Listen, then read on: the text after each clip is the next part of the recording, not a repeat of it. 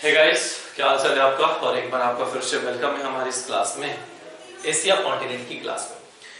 दोस्तों, आज हम लोग अपने एशिया कॉन्टिनेंट को आगे की तरफ बढ़ाएंगे और इसको हमने कहा था कि सप्ताह खत्म करना है, तो हो सकता है कि संडे को भी इस बार मैं क्लासेस लूंगा। तो इस बार संडे को भी क्लासेस एशिया कॉन्टिनेंट का रहेगा ताकि एशिया को समाप्त कर दिया जाए अच्छे से। और एशिया पढ़ने के बाद फिर हम लोग थोड़ा सा जीलैंडिया, जो नया कॉन्टिनेंट ढूंढा गया है, 8वां, जिसे कॉन्टिनेंट का दर्जा दिया गया है, उस पर भी थोड़ा सा हम लोग एक बार चर्चा कर लेंगे। खैर, इनफैक्ट आप सब लोग तो उसके बारे में पढ़े होंगे, न्यूज में काफी चर्चा में चल रहा है एक दो दिनों से। तो उसके बारे में भी हम लोग क्या करेंगे, पढ़ेंगे बहुत अच्छे से। ठीक है। दूसरी बात की थोड़ी सी इधर समस्याएं रही हैं, नो डाउट्स। क्लासेस थोड़ी सी जिस तरह से स्टार्टिंग में क्लासेस रेगुलर चली हैं, इधर थोड़ी सी क्लासेस को लेके इरेगुलरिटी आई है, थोड़ा सा गैप हो गया है। उसके कारण बहुत सारे होते हैं। मैं भी एक टीचर हूँ, कभी कभी मैं भी डिप्रेस हो जाता हूँ, परेशान हो जाता हूँ, बहुत सारी चीजें हैं। तो मुझे भी थोड़ा लगता है कि ब्रेक लेना चाहिए। ठीक है, मुझे भी लेट्स द ब्रेक, थोड़ा सा ब्रेक मुझे लेना चाहिए। तो इस वजह से मैं ब्रेक ले लेता हूँ कभी कभी, या कभी लाइट वेट की इशू हो जाती है बहुत ज्यादा, तो मन घबरा जाता है कि लाइट कट रही है, फलाना ठिकाना, इन सब चीजों को लेकर। तो थोड़ा सा आप लोग भी मेरा सपोर्ट किया करिए। पता चलता है कि आप लोग मैसेज करके उल्टा सीधा बोलना, ये सब करना तो बहुत गलत बात है। ये सब चीजें ऐसे नहीं की जाती हैं। पढ़े लिखे समझदार व्यक्ति हैं आप सभी लोग, तो ऐसी चीजें आप लोगों को नहीं करनी चाहिए, जहां तक मुझे लगता है। तो आज हम लोग दोस्तों अपने क्लास को, एक सेकंड मुझे मार्कर लग रहा है, कहीं छोड़ा मैंने। तो आज हम लोग अपने लेक्चर को आगे बढ़ाएंगे और आज हम लोग जो ज्योग्राफी में एशिया कॉन्टिनेंट में जो पढ़ने वाले हैं, वो हम लोग पर्वत और क्या पढ़ने वाले हैं, श्रेणी के बारे में हम लोग क्या करने वाले हैं, चर्चा करने वाले हैं। इन दो चीजों को आज हम लोग बहुत अच्छे से पढ़ेंगे और एशिया के इस दोनों टॉपिकों को बहुत बेहतर तरीके से हम लोग क्या करेंगे, कंप्लीट करेंगे।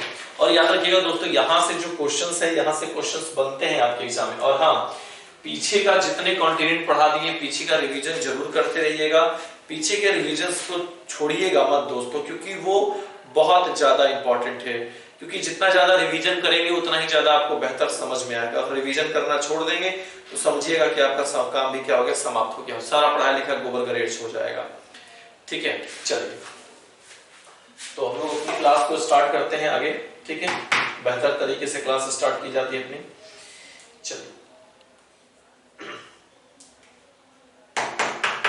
चलिए अब हम लोग पढ़ेंगे, आज हम लोग एशिया के पर्वत और श्रेणियों को पढ़ेंगे। ठीक है, और बहुत प्यार से पढ़ेंगे, बहुत अच्छे से पढ़ेंगे, एक एक पॉइंट्स को क्लियर करेंगे। आज अभी तक अगर आपको एशिया के पर्वतों के बारे में जानकारियां हुई होंगी, लेकिन पूर्ण रूप से अगर नहीं मिली होंगी, तो आज मेरे द्वारा आपको बहुत सहज तरीके से एक एक चीजों को समझाते हुए मैं आपको लेके चलूंगा। सबसे पहले गाइस हम लोग इस साइड से स्टार्ट करेंगे, इधर से हम लोग पश्चिम से स्टार्ट करते हैं लेकर चलना। तो पश्चिम से अगर स्टार्ट किया जाए तो आप सब लोग जानते हो, इसे कहा जाता है ब्लैक सी कहा जाता है, ब्लैक सी एरिया कहा जाता है। और गाइज ये वाला जो एरिया है आपको मैं पढ़ाया था, इस एरिया को क्या कहा जाता है, भूमध्य सागर कहा जाता है। इसको क्या कहा जाता है गाइज, भूमध्य सागर कहा जाता है। ये पॉइंट्स तो आपको बिल्कुल क्लियर ही होगा। भूमध्य सागर कहा जाता है और ऊपर वाले को ब्लैक सी कहा जाता है।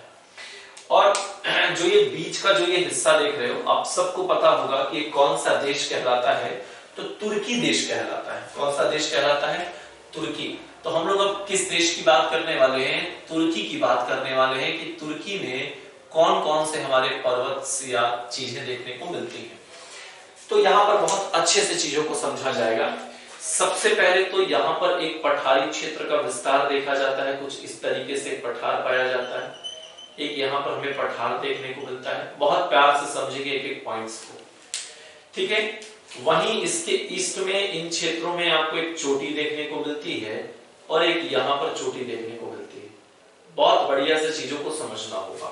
ठीक है, मैंने बताया कि तुर्की में हमको तीन चीजों को बहुत अच्छे से पढ़ना है और तीनों को बहुत विशेष रूप से जानना भी होगा। अगर हम बात करें कि सर ये क्या है, इसको क्या कहते हैं, तो इसको कहते हैं अनातोलिया प्लेट्यू कहा जाता है। अनातोलिया का पठार कहा जाता है। आप सब लोग अनातोलिया का पठार का नाम सुने होंगे, कई बार आपके एग्जाम्स में पूछा जाता है अनातोलिया का पठार कहां पर है, ये बात कई बार आता है। और दूसरी बात अगर देखा जाए, इसको क्या कहा जाता है, इसको पोन्टीन, पोन्टीन, TINE, पोन्टीन माउंटेन कहा जाता है। ये पोन्टीन माउंटेन हो जाता है। क्लियर हो गया। उसके बाद अगर इसको यहां पर कहा जाए तो टारस कहा जाता है, TARUS, टारस माउंटेन कहा जाता है। क्या कहा जाता है दोस्तों? टारस माउंटेन कहा जाता है। तो हमारे इस अनातोलिया पठार क्षेत्र में या पोंटीन माउंटेन कर रहे हैं या टारस माउंटेन कर रहे हैं, इस क्षेत्र में आपको ये 3 पर्वत और 1 पठार, 2 पर्वत और 1 पठारों का विस्तार देखा जाता है। सबसे पहले गाइस हम जिसकी बात करेंगे, सबसे पहले हम बात कर लेते हैं अनातोलिया पठार की बात कर लेते हैं। किसकी बारे में? अनातोलिया पठार के बारे में हम लोग क्या कर लेते हैं गाइस? डिस्कशन कर लेते हैं। इसी को समझाएंगे, बाकी सब समझ में आ जाएगा। ठीक है, अनातोलिया पठार के बारे में हम लोग डिस्कशन करते हैं।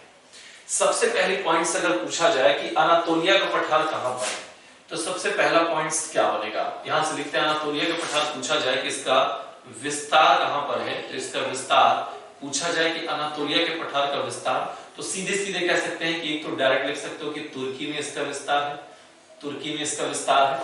और अगर दूसरा प्रश्न अगर इसका बन जाए कि जो इसका विस्तार है उसके इन नॉर्थ में, इन नॉर्थ, NORTH, इन नॉर्थ में और इन साउथ में, इन नॉर्थ में और इन साउथ में। मेरी बातों को बहुत प्यार से, बहुत ध्यान से समझना। अगर प्यार से समझोगे, ध्यान से, दिमाग में एकदम सेट हो जाएगा, ये मेरी गारंटी है दोस्तों। अगर बोला जाए कि अनातोलिया पठार का विस्तार कहां पर है, तो डायरेक्ट आप तुर्की को भी बता सकते हो। अगर पूछा जाए कि नॉर्थ में और साउथ में कहां है, तो इसके नॉर्थ में क्या है? ब्लैक सी, तो यहां कर सकते हो ब्लैक, BLAC, सर ब्लैक सी कहा जाता है, ब्लैक सी है। और उसके बाद अगर देखा जाए इसके साउथ में, अगर इसके साउथ में देखा जाए तो क्या आता है? भूमध्य सागर आता है। क्या आता है दोस्तों? भूमध्य सागर आता है, भूमध्य सागर आता है। ये बात एकदम क्लियर हो गया। दूसरी बात अगर देखा जाए कि इसकी इंपॉर्टेंस क्या है, तो हमने कहा था कि यह जब चारों तरफ पर्वतों से घिरा हो या बीच में पठार हो और उसके इर्द गिर्द क्या पर्वत हो, तो उसे अंतः पर्वतीय पठार कहा जाता है, अनातोलिया को। तो ये सबसे पहली बात, तो किसका उदाहरण माना जाता है? किसका उदाहरण माना जाता है? तो ये उदाहरण कहा जाता है अंतः पर्वतीय पठार का, अंतः पर्वतीय पठार का कहा जाता है। क्या कहा जाता है? अंतः पर्वतीय पठार का क्या कहा जाता है? उदाहरण कहा जाता है। तो आपको अनातोलिया के पठार में बहुत कुछ ज्यादा नहीं जानना है, आपको बस यही जानना है कि अनातोलिया का पठार कहां पर आता है। तो आपको एक लाइन में क्लियर करना होगा, सर तुर्की में आता है, पहली बात। विस्तार कहां पर है? इसके नॉर्थ में ब्लैक सी का विस्तार है और साउथ में भूमध्य सागर का विस्तार है। इसका उदाहरण हमने लिया तो कहा कि इसका उदाहरण किस तरह का है? यह अंतः पर्वतीय पठार का उदाहरण देखा जाता है। इसके साउथ में याद रखिएगा, अगर यहाँ पर साउथ में एक पॉइंट लिखे हो तो इसके साउथ में एक पॉइंट और लिख सकते हो कि इसके साउथ में भूमध्य सागर और एक पर्वत का भी विस्तार है, जिसे क्या कहा जाता है? टारस माउंटेन कहा जाता है। तो आप यहाँ पर टारस माउंटेन को भी क्या कर सकते हो? सबमिट कर सकते हो। ठीक है, ये चीज भी आप बता सकते हो। क्लियर हो गया? याद रखिएगा। अब चलिए, अब हम लोग इसको उठाते हैं, पोंटीन को लेकर उठाते हैं। किसको? पोंटीन को लेकर उठाते हैं। अगला पॉइंट लिखिएगा पोंटीन पर्वत, पोंटीन, TINE, पोंटीन पर्वत को लेकर अगर डिस्कशन करें, क्या है सबसे इंपॉर्टेंट इसकी बातें, तो थोड़ा सा इस पर हम लोग चर्चा कर लेते हैं। पोंटीन पर्वत की अगर बात की जाए तो पोंटीन पर्वत की क्या क्या विशेषताएं हो सकती हैं? सबसे पहला कि कहां पर ये स्थित है। अगर इसकी स्थिति पूछी जाए कि कहां पर स्थित है, तो कह सकते हैं तुर्की इन नॉर्थ, तुर्की इन ईस्ट में, तुर्की TURKEY, तुर्की इन ईस्ट में। कहां पर हो जाएगा? इन ईस्ट में, यानी तुर्की के पूर्व में हो जाएगा। कहां पर है ये? तुर्की के पूर्व में। तो आप भली भांति देख रहे हो कि देखो तुर्की है, ये तुर्की और तुर्की का ये कौन सा होगा? पूर्वी क्षेत्र होगा। तो पोंटीन कहां पर है? तुर्की के पूर्व में है, याद रखिएगा। बहुत अच्छा क्वेश्चन यहां से बनता है दोस्तों, बहुत बढ़िया क्वेश्चन बनता है, इसलिए इसको छोड़िएगा नहीं, बहुत दमदारी से पूछा जाता है, याद रखिएगा। ठीक है, चलिए समझ में आ गया। वहीं अगर दूसरा पॉइंट पूछा जाए, यहां से दो चीजों को अगर निकाल के पूछा जाए पॉइंट्स में, कि इसके अगर देखा जाए तो इसके साउथ में क्या है और इसके नॉर्थ में क्या है, तो मैं आपको बता दूं कि यहाँ ये ईरान है, ईरान में एक पर्वत पाया जाता है, ईरान में एक पर्वत होता है जिसे कहा जाता है आरारात पर्वत कहा जाता है, आरारात माउंटेन कहा जाता है। क्या कहा जाता है? आरारात माउंटेन कहा जाता है, बहुत इंपॉर्टेंट है आरारात माउंटेन। तो अगर यहां से एक प्रश्न बनता है कि पोंटीन पर्वत के उत्तर में और दक्षिण में, तो बिल्कुल यहां लिख लेंगे इन नॉर्थ और यहां लिख लेंगे क्या, इन साउथ, SOUTH, इन साउथ लिख लेते हैं। ठीक है, तो इन नॉर्थ में देखा जाएगा और इन साउथ में देखा जाएगा तो क्या होगा, अगर हम इन नॉर्थ में देखें तो नॉर्थ में आप ऑब्वियसली बता सकते हो सर ब्लैक सी का विस्तार है, तो यहां लिख सकते हो सर ब्लैक सी, BLACK, ब्लैक सी कह सकते हो कि सर ब्लैक सी का विस्तार है। साउथ में देखा जाए तो साउथ में आता है अरारात माउंटेन, अरारात पर्वत आता है, ये पॉइंट सब क्लियर कर लेना, अरारात पर्वत आता है। अगर आपसे पूछा जाए कि भैया जो अरारात पर्वत है वो किस देश से बिलोंग करता है, तो बिल्कुल ये बताना पड़ेगा किस देश से बिलोंग करता है। तो गाइस ये ईरान के कहां पर, ईरान इन नॉर्थ, ईरान के उत्तर में है, ईरान इन नॉर्थ, ईरान के कहां पर, उत्तर में इसका विस्तार देखा जाता है। दो पॉइंट्स क्लियर हो गए। तीसरा पॉइंट क्या कह सकते हैं, तीसरा कह सकते हैं इसका जो पॉइंट है वो जो है वो हाईएस्ट पीक है। क्या है, हाईएस्ट पीक कहा जाता है। तो किसका हाईएस्ट पीक है, तो तुर्की का क्या है, तुर्की की क्या है, ये सर्वोच्च चोटी के रूप में जानी जाती है। कभी भी पूछा जाए कि तुर्की की सर्वोच्च चोटी कौन सी है, तो पोंटीन पर्वत है, याद रखिएगा। कई बार आपके एग्जाम्स में यहां से क्वेश्चन पूछा जा चुका है, पोंटीन पर्वत को लेकर याद रखिएगा। ठीक है, दूसरा आता है टारस पर्वत, को भी थोड़ा सा चर्चा में ले लेते हैं। टारस पर्वत की क्या भूमिका है, थोड़ा सा इसके बारे में भी हम लोग, टाउरस भी कहा जाता है, याद रखिएगा, TAU हो जाता है यहाँ पर। ठीक है, क्या होता है, TAURAS, टाउरस पर्वत कहा जाता है। तो अगला जो हम लोग ले लेते हैं, अगला लेते हैं टाउरस पर्वत, TAURAS, टाउरस पर्वत ले लेते हैं। ये भी क्वेश्चंस बहुत इंपॉर्टेंट है, यहां से भी क्वेश्चंस कई बार आपके एग्जाम्स में आए हुए हैं, पूछा गया है। तो सबसे पहले क्या बताओगे इसमें, सबसे पहले क्या बताओगे, बताओ क्या बताओगे इसमें, वही बताओगे कि इसका विस्तार कहां पर है, सीधे सीधे इसका विस्तार लिख लो, तुर्की में है। और तुर्की में कहां पर है, तो कह सकते हो तुर्की इन साउथ, TURKY, तुर्की इन साउथ, इन साउथ, SOUTH, इन साउथ, तुर्की इन साउथ में है। लेकिन अगर साउथ में पूछा जाए, अगर थोड़ा सा हम इतने में ले लें कि तुर्की इन साउथ, ये तुर्की के साउथ में है, तुर्की के साउथ में है, याद रखिएगा। ठीक है, तुर्की के क्या है, साउथ में है। और ये किससे, किस सागर से संबंधित है, तो ये भूमध्य सागर से क्या है, संबंधित है, ये बात याद रखिएगा। ठीक है, भूमध्य सागर से क्या है, संबंधित है। ठीक है, याद रखिएगा, यहां लिख लीजिएगा भूमध्य सागर से संबंधित है, लिख लेंगे पॉइंट, भूमध्य सागर से संबंधित है, भूमध्य सागर से, भूमध्य सागर से संबंधित है। क्या दोस्तों, भूमध्य सागर से संबंधित है, ये पॉइंट्स याद रखिएगा, कई बार आपके एग्जाम्स में यहां से पूछा गया है। तो इतने चीजों को आपको तैयार करना है। तुर्की में अनातोलिया का पठार तैयार कर लीजिएगा। ठीक है, समझ में आ रहा है ना अच्छे से। पोंटीन पर्वत को तैयार कर लीजिएगा और टाउरस पर्वत को तैयार कर लीजिएगा। तीनों सेगमेंट बहुत इंपॉर्टेंट है, पूछे जाते हैं। फटाक से इसको कॉपी करो, आगे बढ़ा जाए। ठीक है, देखिए आराम से पढ़िए, रिलैक्स से पढ़िए, बहुत बढ़िया तरीके से आपको चीजें समझाई जाएंगी। परेशान मत होइए बस किसी चीज को लेकर, आप लोग परेशान बहुत ज्यादा होते हैं, इसलिए हमको भी बहुत इरिटेट करते हैं कभी कभी आप लोग। चल, क्लियर हो गया होगा, मिटा रहा हूं। ठीक है, इसको मैं मिटा देता हूं यहां से। ठीक है, लिख लिए होंगे आप सब। देखिए, अपनी और भी सब्जेक्टों को तैयार करते रहिए अच्छे से, जितने और भी सब्जेक्ट मिल रहे हैं उन सब्जेक्टों को तैयार करिए बढ़िया से, क्योंकि जितना तैयार कर पाएंगे उतना ही ईमानदारी तरीके से आप अपना काम भी कर पाएंगे। ठीक है, अब अगली हेडिंग डाल के लिखिएगा ईरान। अब हम लोग ईरान के पढ़ेंगे, ईरान के पर्वतों को पढ़ेंगे, जो काफी इंपॉर्टेंट है। यहाँ दिख रहे हैं, नहीं दिख रहे, यहाँ दिख रहे हैं, यहाँ दिख रहे हैं। चलिए, अब हम लोग पढ़ने वाले हैं ईरान।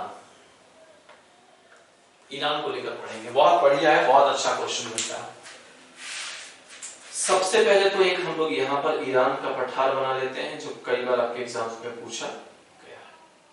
ये आपका ईरान का पठार हो गया। ठीक है, क्या हो गया गाइस, ईरान का पठार हो गया, याद रखिएगा। और एक पर्वत आपका यहाँ पर आता है ऐसे, तो एक पर्वत हम लोग यहाँ इस तरीके से पढ़ लेंगे, ये हमारा हो गया। और एक पर्वत जो है हमारा यहाँ पर आता है। ठीक है, पश्चिम दक्षिण इसका विस्तार आता है। अब उसका नाम जानना होगा, क्या होगा। ठीक है, इसका एक हमने एलब्रुस पढ़ाया था, एलब्रुस, ELBURS था, ये एलबुर्ज है, ELBURZ है। ठीक है, ठीक है, ये ELBURZ है, एलबुर्ज कहा जाता है।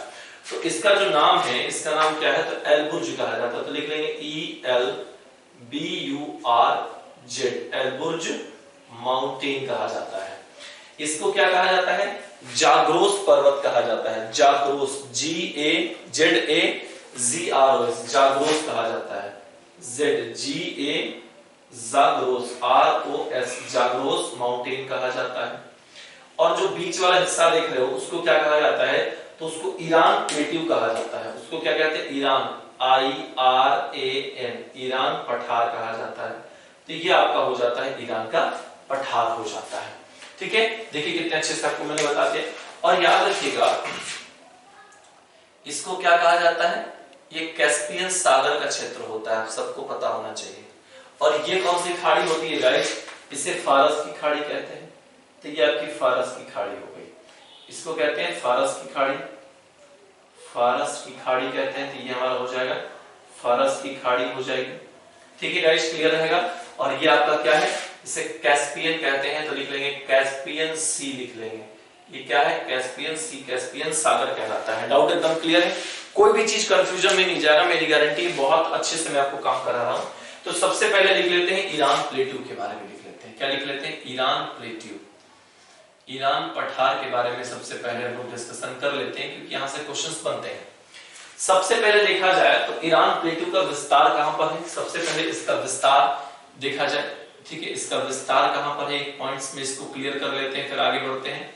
इसका विस्तार सीधे सीधे पूछा जाए तो इसका विस्तार कहां पर है, ईरान में। ईरान में इसका विस्तार देखा जाता है। वहीं अगर देखा जाए इसके विस्तार को, एक दो तीन बातें और लेकर अगर देखी जाए, दो बातें और अगर डिस्कशन की जाए यहां से, तो कहा जा सकता है कि ईरान के इन नॉर्थ में कौन सा है, अगर देखा जाए इन नॉर्थ, NORTH, इन नॉर्थ में देखा जाए तो याद रखिएगा इसके इन नॉर्थ में कौन सा आता है, एलबुर्ज आता है, ELBURZ, एलबुर्ज पर्वत आता है। इसको भी हम लोग यहीं पर डिफाइन करेंगे, इसको यहीं पर डिफाइन कर लेंगे, बहुत लंबा सेशन लिखना नहीं पड़ेगा हम लोग को एलबुर्ज को। तो अब एलबुर्ज पर्वत हो गया, ठीक है, यानी इन नॉर्थ में। ईरान पठार के उत्तर में, ईरान पठार के उत्तर में कौन सा आता है, एलबुर्ज आता है। ठीक है, तो अब थोड़ा सा हम लोग एलबुर्ज के बारे में यहाँ पर चर्चा कर लेते हैं, एलबुर्ज की क्या भूमिका है। ठीक है, सबसे पहले अगर इसका विस्तार, इसका स्थिति देखा जाए कि कहां पर स्थित है, तो अगर इसकी स्थिति देखा जाए वो ईरान में है। ठीक है, ईरान में कहां पर है, नॉर्थ में है। कहां पर है, नॉर्थ में है। और नॉर्थ में होने के कारण ये नॉर्थ में किससे जुड़ा हुआ है, नॉर्थ में ये किससे जुड़ा हुआ है, किससे जुड़ा है, तो नॉर्थ में कैस्पियन सी से जुड़ा हुआ है, कैस्पियन सी से जुड़ा हुआ है, कैस्पियन सी से जुड़ा हुआ है। ये क्वेश्चंस कई बार पूछा गया है। या कैस्पियन सागर के दक्षिण में किसका विस्तार है, तो कैस्पियन सागर के दक्षिण में एलबुर्ज पर्वत का विस्तार है। दोस्तों कई बार यहाँ से प्रश्न आपके उठाए गए हैं और पूछे जाते हैं, उम्मीद होगा कि समझ में आया होगा। क्या समझाया कुछ बता देता हूँ मैं आपको। मैंने आपको गाइस ये चीज पॉइंट समझाया, ये पॉइंट हमने समझाया कि ईरान का पठार का विस्तार ईरान में आता है। क्लियर हो गया, ईरान में देखो दिख भी रहा आपको ईरान में। दूसरा हमने बताया कि इसके नॉर्थ में एलबुर्ज पर्वत है। ठीक, क्लियर हो गया। अब स्थित कहां पर है, इन नॉर्थ में है।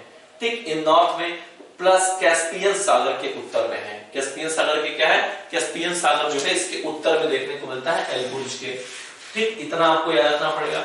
वहीं दूसरी बात अगर देखी जाए तो दूसरा निकलता है इन साउथ ईस्ट में कह सकते हैं, इन वेस्ट, इन साउथ वेस्ट कह सकते हैं,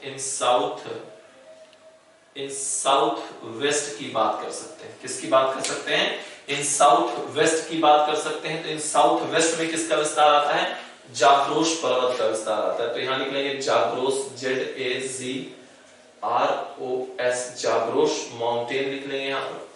ठीक है गाइस, क्लियर, जाग्रोस माउंटेन लिख लेंगे। और जब हम जाग्रोस माउंटेन लिखेंगे तो सबसे पहली बात तो किसके, ईरान के पठार के दक्षिण पश्चिम में जाग्रोस के पठार का विस्तार पाया जाता है। अगर जाग्रोस से दो प्रश्न बन जाए तो एक पॉइंट यहाँ पर ऐसे लिख लेते हैं और एक पॉइंट यहाँ लिख लेते हैं, कहानी खत्म हो जाएगी इसकी। जाग्रोस पर्वत की बात करें तो सबसे पहले कहां पर है, ये ईरान के।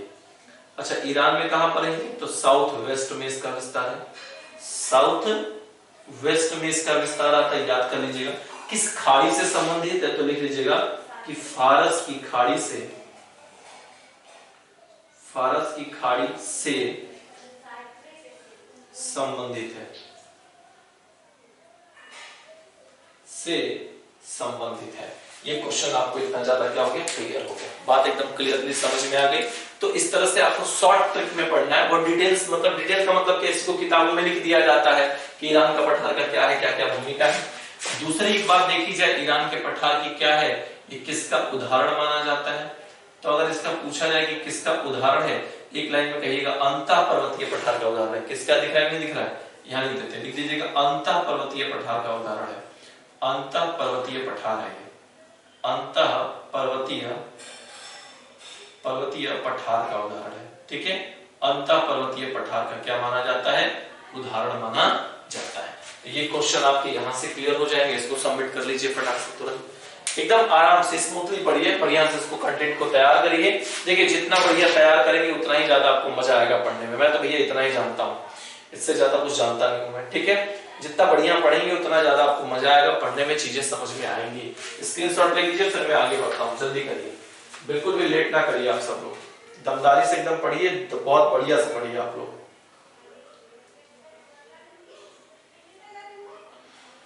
चलिए भैया आगे बढ़े हैं हम।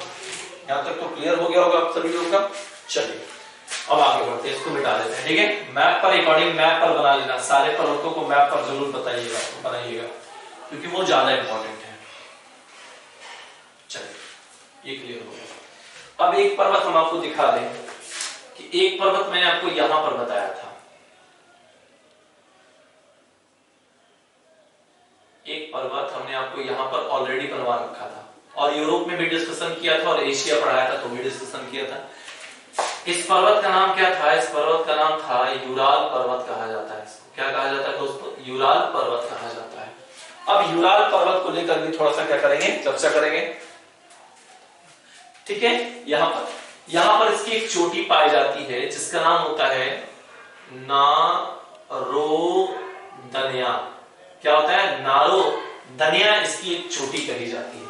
ये एग्जाम में बस एक बार पूछा गया है, वो भी पीसीएस 2007 में पूछा गया है कि नारोदनिया किसकी चोटी है, तो नारोदनिया यूराल पर्वत की चोटी है। अच्छा, यूराल पर्वत की क्या विशेषता है जरा सा जान लेते हैं। यहां पर अगर एक लाइन में जानना हो तो यूराल माउंटेन की विस्तार को जान लेते हैं कि यूराल माउंटेन का विस्तार क्या है। सबसे पहली बात तो यूराल माउंटेन कहां पर आता है, रशिया में आता है। कहां पर आता है दोस्तों, रशिया में आता है। पहला पॉइंट क्लियर कर लेना। दूसरी बात, किसका हाईएस्ट पीक क्या होता है, किसका, इसका। ठीक है, हाईएस्ट पीक क्या होता है ये भी जानना हमारे लिए बखूबी बहुत ज्यादा इंपॉर्टेंट है। हाईएस्ट पीक की अगर हम बात करते हैं कि हाईएस्ट पीक क्या होती है, तो नारोदनिया होती है। तो हाईएस्ट पीक यहां लिख लेंगे, क्या होता है, नारोदनिया, नारोदनिया हो जाएगा। ये एक पॉइंट लिख लेंगे यहां से। क्लियर हो गया दोस्तों, कोई कंफ्यूजन नहीं है, वेरी गुड। दूसरा पॉइंट यहां से नोट करके एक पॉइंट लिखना होगा कि ये पर्वत, यहां एक पॉइंट लिख लेंगे कि ये पर्वत यूरोप को एशिया से अलग करता है। यूरोप को एशिया से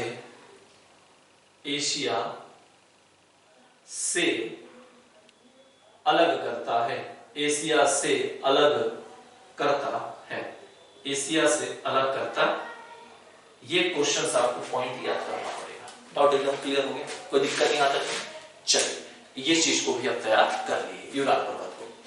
अब जो अगला हम लोग सेशन पढ़ने वाले हैं बहुत महत्वपूर्ण और बहुत ज्यादा इंपॉर्टेंट है। तो गाइस इसको बहुत अच्छे से आपको तैयार करिएगा, बहुत बढ़िया क्वेश्चन है यहाँ पर। अब हम लोग यहाँ पर एक पर्वत बताने वाले हैं। पर्वत कुछ इस तरीके से हम आपको बताने वाले हैं, ठीक है, यहाँ पर। और काफी इंपॉर्टेंट है, इसी का ही सब क्षेत्र है, इसी का ही बड़ा बड़ा सा नाम है। इसी की चीजों को थोड़ा सा हम लोगों को क्या करना होगा गाइस, समझना होगा। इसको क्या कहा जाता है, इसको पामीर कहा जाता है। पामीर, PAMIRES, पामीर्स कहा जाता है। पामीर्स का मतलब होता है पामीर के पठार की हम बात कर रहे हैं। किसकी बात कर रहे हैं, पामीर के पठार की बात कर रहे हैं। जी आप सही सुन रहे हैं, हम पामीर पठार की बात कर रहे हैं। इसको बहुत अच्छे से मैं आपको समझाऊंगा, बहुत लॉजिक तरीके से समझाऊंगा। तो सबसे पहले हम लोग क्या पढ़ने वाले हैं, पामीर पठार को लेकर पढ़ने वाले हैं। पामीर पठार को लेकर पढ़ने वाले हैं, काफी इंपॉर्टेंट है। काफी बार एग्जाम्स में इससे कई बार क्वेश्चंस बने हुए हैं। सबसे पहले दोस्तों पामीर के पठार की बात करें तो यह एशिया के, मध्य एशिया में कह सकते हैं। यह एशिया के किस एशिया में है, मध्य एशिया में स्थित है कह सकते हैं। या एशिया के मध्य में है। पहला पॉइंट तो यही कह सकते हैं कि अगर पामीर के पठार का अगर विस्तार पूछा जाए, अगर इसका विस्तार पूछा जाए तो इसके विस्तार को दो तरीकों से आप डिफाइन कर सकते हैं। पहला एशिया के मध्य में है, एशिया के मध्य में, ये सीधे सीधे बोल सकते हैं एशिया के मध्य में, ये आपका पहला पॉइंट हो जाएगा, ये क्लियर कर सकते हैं। या विस्तार में अगर देशों के नाम जानने हैं तो आप देश के भी नाम जान सकते हैं कि इस पामीर के पठार का विस्तार किन किन देशों में देखने को मिलता है। बिल्कुल मैं बता देता हूं। सबसे पहले इसका विस्तार जो होता है अफगानिस्तान, अफगानिस्तान में इसका विस्तार है। बहुत अच्छे से समझिएगा कहां कहां विस्तार है, एक सेकंड हो जाइए। इसका विस्तार कहां कहां है, अफगानिस्तान में, ठीक है, कहां कहां विस्तार है, अफगानिस्तान में। तो हम देशों को जरा सा अच्छे से लिख लेते हैं क्योंकि समझाने में हमें आसानी होगी। इसका विस्तार पामीर के पठार का जो विस्तार है वो कहां पर है, अफगानिस्तान में। तो लिख लेंगे अफगानिस्तान, अफगानिस्तान लिख लेंगे, अफगानिस्तान में इसका विस्तार है।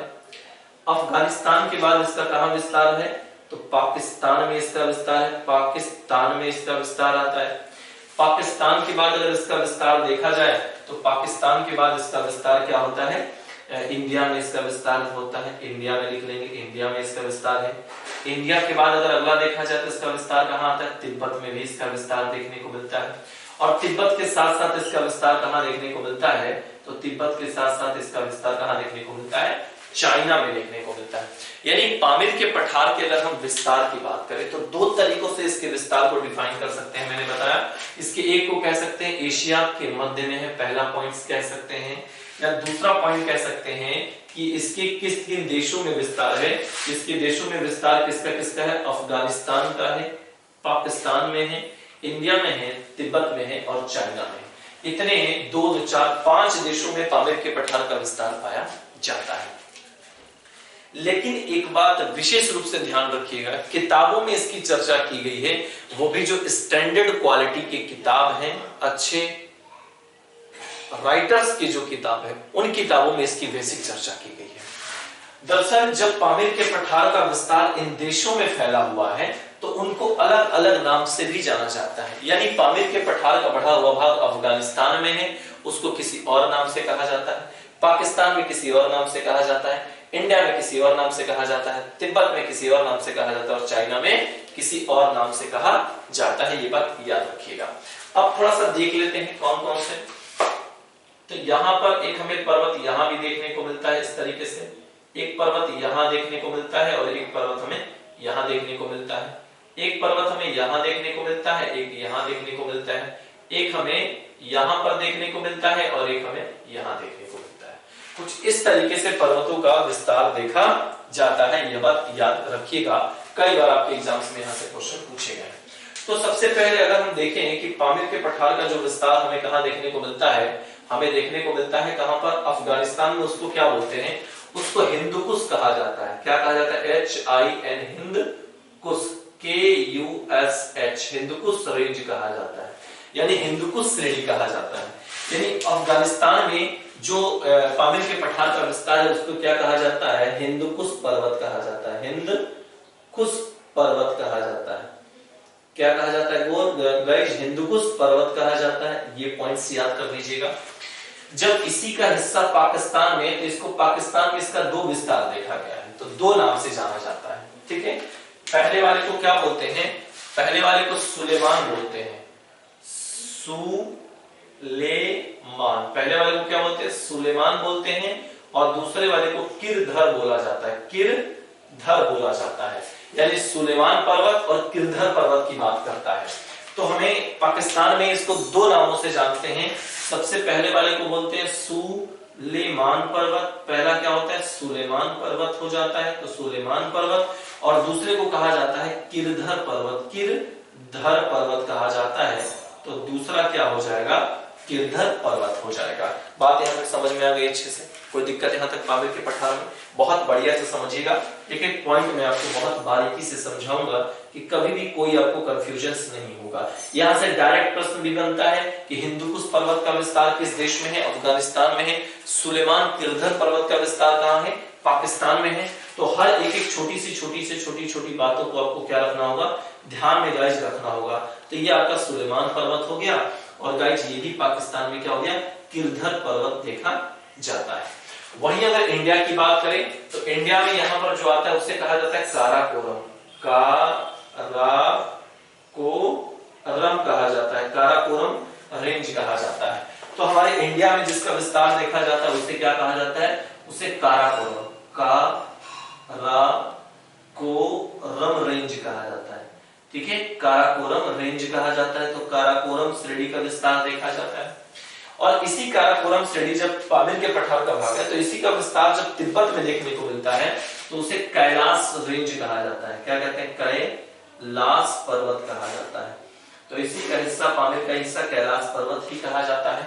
दर्शन वो हिमालय क्षेत्र में पड़ जाते हैं इसलिए उनको हिमालय में रख दिया गया है। आपके मन में एक प्रश्न आएगा कि सर काराकोरम को ट्रांस हिमालय का भाग कहा जाता है। जी बिल्कुल, ट्रांस हिमालय का ही भाग कहा जाता है, क्योंकि ये जो पामिर का जो बढ़ा हुआ भाग है ये पूर्ण रूप से किस में जाकर समाहित हो गया है, तो ट्रांस हिमालय में जाकर समाहित हो गया है। लेकिन कभी एक्चुअल में ट्रांस हिमालय और पामिर का पठार दोनों दिया गया हो तो आपको पामिर के पठार का ही क्वेश्चन टिक करना पड़ेगा, कैलाश पर्वत। वहीं चाइना में देखा जाए तो चाइना में इसको दो नाम से जानते हैं। एक को कहते हैं तिएन शान कहते हैं, तिएन शान पर्वत कहा जाता है, कई बार पूछा गया है, तिएन शान पर्वत कहा जाता है। और दूसरे को कुनलुन पर्वत कहा जाता है, कुनलुन पर्वत कहा जाता है।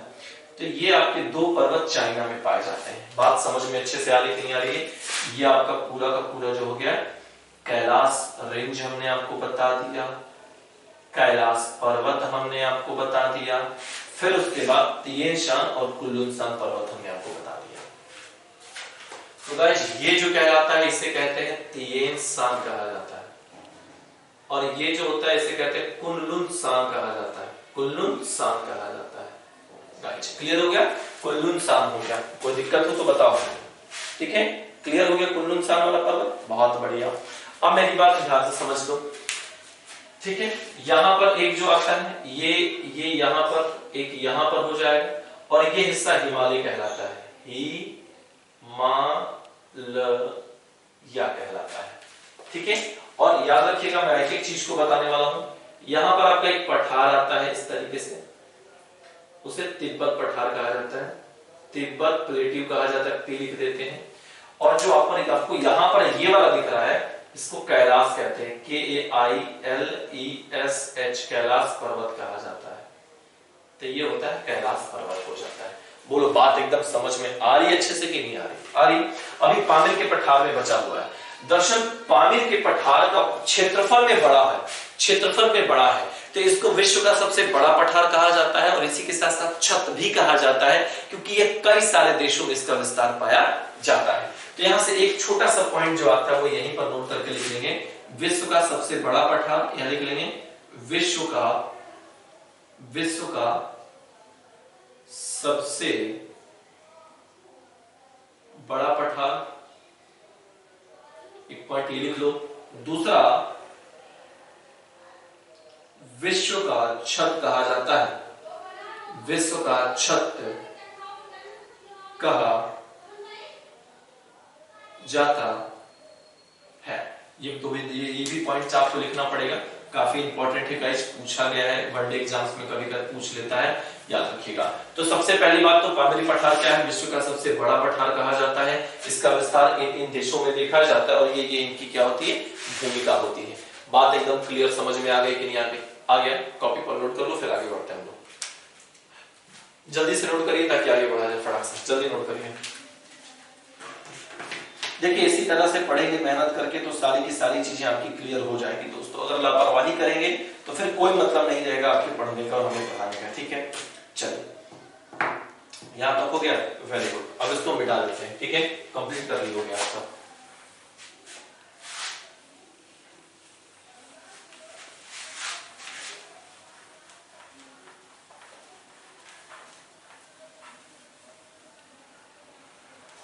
यहां तक तो समझ में आ रहा है। और आज का लेक्चर लेने के बाद मैं बता दूं, जब आज का लेक्चर पढ़ लीजिएगा तो एक बार कमेंट्स करके, और हाँ आपको मैंने लैंडलॉक कंट्री के बारे में बोला था कि कौन कौन से लैंडलॉक कंट्री हैं। कुछ ही लोगों ने हमको भेज रखा है लैंडलॉक कंट्री कौन कौन से हैं। वो फिजिकल ज्योग्राफी में जब इसका लास्ट आर्थिक परिदृश्य वाला सेशन चलेगा तो उस सेशन में मैं आपको लैंडलॉक बता दूंगा। वैसे बता देता हूँ, कजाकिस्तान हो गया। कजाकिस्तान इसलिए लेंगे क्योंकि वहां पर हम कैस्पियन को सागर के नहीं झील के रूप में देखेंगे। तो कजाकिस्तान हो गया, उज्बेकिस्तान हो गया, तुर्कमेनिस्तान हो गया, ठीक है, तुर्कमेनिस्तान हो गया, ठीक है, इराक भी ले लेंगे, इराक वाला क्षेत्र हो जाएगा, इराक वाला क्षेत्र ले लेंगे। फिर उसके बाद आपका पाकिस्तान, भूटान हो, नेपाल हो जाएगा, भूटान हो जाएगा, यहाँ पर लाओस आता है, इस तरह से मंगोलिया हो जाएगा। इस तरीके से लैंडलॉक्ड कंट्री आपके एशिया के देखे जाते हैं। चलिए थोड़ा सा हम लोग आगे की तरफ बढ़ते हैं और एक चीजों को पढ़ते हैं। अगला सेक्शन ले लेते हैं तिब्बत प्लेटिव को ले लेते हैं। इसको लेते हैं गाइस तिब्बत, TIBET, तिब्बत प्लेटिव ले लेते हैं, PLATEAU, तिब्बत प्लेटिव को लेते हैं। बहुत बढ़िया क्वेश्चन बनता है। सबसे पहले तिब्बत प्लेटिव का अगर विस्तार अगर देखा जाए तो विस्तार को हम हमेशा विस्तार को कई तरीके से बताते हैं। अगर विस्तार देखा जाए तो सिंपल सी बात कह सकते हो कि कहां पर भैया, तिब्बत में इसका विस्तार देखा जाता है। सिंपल सी भाषा में कह सकते हो तिब्बत, यानी ब्रैकेट में चाइना भी लिख सकते हो, ब्रैकेट में चाइना में विस्तार इसका देखा जाता है, ठीक है। ये पॉइंट्स पहला हो गया। अगर तिब्बत के पठार की अगर हम बात करें कि तिब्बत का पठार किस तरह का पठार है, तो सबसे पहले याद रखिएगा इसे कहा जाता है अंतः पर्वतीय पठार कहा जाता है, अंतः पर्वतीय पठार कहा जाता है। तो ये वाला भी पॉइंट्स आपको पहली बात तो ध्यान में रखना होगा कि तिब्बत का पठार किस तरह का पठार है, तो अंतः पर्वतीय पठार है और सबसे बड़ा अंतः पर्वतीय पठार है, लेकिन विश्व का क्या है, सबसे बड़ा है, सबसे बड़ा, ठीक है। मतलब अंतः पर्वतीय के पर्पस से मैं पूछा जाए कि विश्व का सबसे बड़ा अंतः पर्वतीय पठार लगाया जाएगा तब सबसे बड़ा हो जाएगा। बात समझ में आ गया। वहीं अगर देखा जाए इस पठार के इन नॉर्थ में देखा जाए कि किन से ये घिरा हुआ है, इन नॉर्थ में, और दूसरा आता है इन साउथ में। अगर इन साउथ में देखा जाए तो इन दोनों को भी चर्चा करते हैं। देखिए तिब्बत के पठार में अगर देखा जाए तो तिब्बत के पठार में कौन सा आता है, कुल्लुन सान आता है, और इसके दक्षिण में कैलाश पर्वत आता है। यानी तिब्बत का पठार के जो नॉर्थ में देखा जाए तो तिब्बत के पठार के नॉर्थ में जो आता है वो कुल्लुन सान होता है, कुल्लुन सान पर्वत होता है। तो ये तो पॉइंट एक क्लियर हो गया, कुल्लुन सान पर्वत। और अगर इसके दक्षिण में देखा जाए, इन साउथ में देख लिया जाए, इसके साउथ में कौन सा आता है भैया, कैलाश पर्वत आता है। कौन सा आता है गाइस, कैलाश पर्वत आता है। ये दो चीजों को आपको तैयार करना होगा, पहली बात तैयार कर लीजिएगा। दूसरी बात, अगर देखा जाए ऊंचाई के आधार पर देखा जाए, या कह लें कि ये इसकी विशेषता क्या है पामीर में, तो बहुत लोगों को ये लगता है कि तिब्बत का पठार जो है वो विश्व का सबसे बड़ा पठार कहलाता है। नहीं, याद रखिएगा यह विश्व का सबसे ऊंचा पठार कहा जाता है। ये क्या है, यह विश्व का सबसे ऊंचा पठार है, विश्व का सबसे ऊंचा पठार, विश्व का सबसे क्या ऊंचा पठार के रूप में जाना जाता है, पहली बात। अगली बात की बहुत सारे रिवर्स का यहाँ से क्या होता है, ओरिजिन होता है।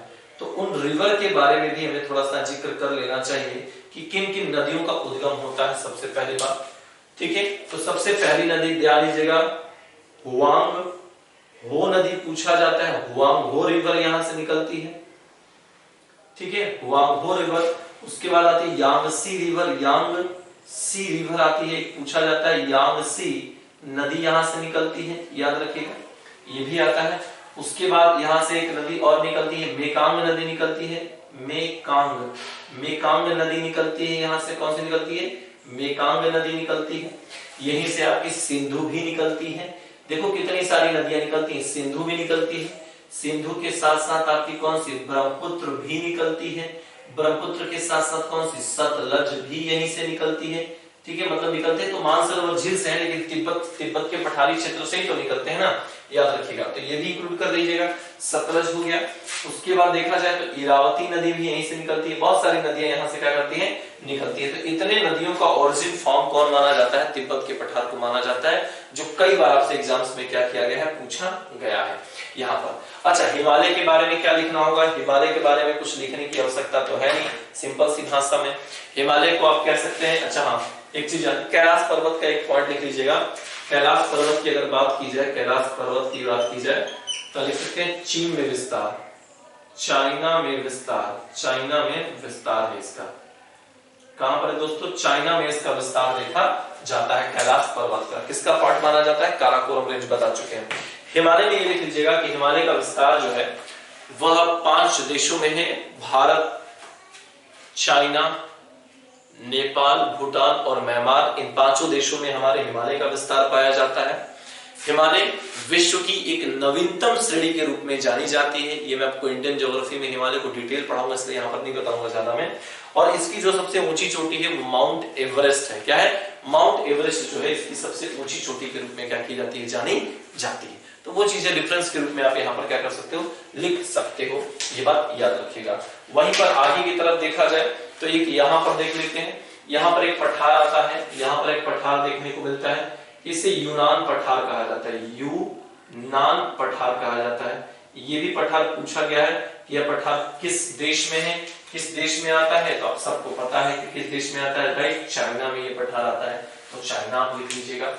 वहीं अगर देखा जाए एक और पठार देखने को मिलता है, तो एक पठार आपका यहाँ पर आता है, इस तरीके का एक पठार आता है, तो इसे मंगोलिया प्लेट्यू कहा जाता है। क्या कहा जाता है? मंगोलिया, मंगोलिया पठार कहा जाता है। ठीक है, मंगोलिया पठार कहा जाता है। तो पूछा जाए कि मंगोलिया के पठार का विस्तार किन दो देशों में है? सबसे ज्यादा तो मंगोलिया में है, तो लिख लेंगे मंगोलिया। मंगोलिया देश है, और ये कौन सा है? आपका चाइना देश है। तो मंगोलिया और चाइना में इसका विस्तार पाया जाता है, याद रखिएगा। अगला जो आता है एक बहुत इंपॉर्टेंट है, यहाँ पर एक और आता है जिसे कहा जाता है, इसका विस्तार रूस और मंगोलिया में जाता है, इसे अल्ताई पर्वत कहा जाता है। अल्ताई पर्वत कहा जाता है। अल्ताई पर्वत कहा जाता है। बहुत अच्छा पर्वत है। इसका भी विस्तार आपको दो देशों में देखने को मिलेगा, एक रशिया में और मंगोलिया में देखने को मिलेगा। लेकिन इसका सबसे ज्यादा विस्तार कहां देखने को मिलता है? मंगोलिया में ही इसका सबसे ज्यादा विस्तार देखने को मिलता है, जो आपके एग्जाम में सबसे ज्यादा पूछा जाता। उसके बाद अगर यहां पर देखा जाए तो यहां पर ये देखिएगा, ये पूरा का पूरा एरिया क्या कहलाता है? जापान कहा जाता है। और जापान में ही यहां पर एक चोटी आती है जिसे कहा जाता है माउंट फूजी कहा जाता है। माउंट फूजी कहा जाता है। क्या कहा जाता है? माउंट फूजी कहा जाता है। याद रखिएगा, माउंट फूजी जो है किस द्वीप पर पूछा जाता है जापान के? तो याद रखिएगा, होन्शु द्वीप पर है। किस द्वीप से बिलोंग करता है? होन्शु द्वीप पर क्या करता है? बिलोंग करता है। और इसे माउंट फूजी के नाम से क्या किया जाता है गाइस? जाना जाता है। ये भी एक बहुत ही अच्छा क्वेश्चन है, जहां से कई बार आपके एग्जाम में क्वेश्चन पूछा गया है। ठीक है, तो इस चीज को भी आपको बहुत अच्छे से तैयार करना होगा, बहुत बढ़िया से तैयार करना होगा, याद रखिएगा। चलिए, यहाँ तक का आपका ये पूरा का पूरा पर्वत हुआ। इसमें से कुछ पर्वतों को मैंने ऑलरेडी छोड़ रखा है, जैसे श्रीलंका, म्यांमार। ठीक है, तो जब इनको मैं पार्टिकुलर अलग से देश बनाकर पढ़ाऊंगा, तो श्रीलंका की क्या कौन से मुख्य पठार हैं, हमारे म्यांमार के कौन से मुख्य पठार हैं, उन पठार पर्वतों के बारे में मैं वहां पर अच्छे से जिक्र आपको कर दूंगा। तो ये सेशन पूरा आपको बढ़िया से तैयार हो जाना चाहिए। उम्मीद होगा कि अच्छे से आपको तैयार भी हो जाएगा। तो दोस्तों, आज के लिए थैंक यू वेरी मच। फिर हम लोग कल मिलेंगे। कल चाइना का, कल एशिया का रिवर वाला कॉन्टिनेंट हम लोग रिवर वाला पार्ट तैयार कर लेंगे। ठीक है, तो thank you very much and जय हिंद। लेक्चर आज का कैसा लगा सो प्लीज हमें एक बार मैसेज करके बता दीजिएगा। थैंक यू वेरी मच, जय हिंद।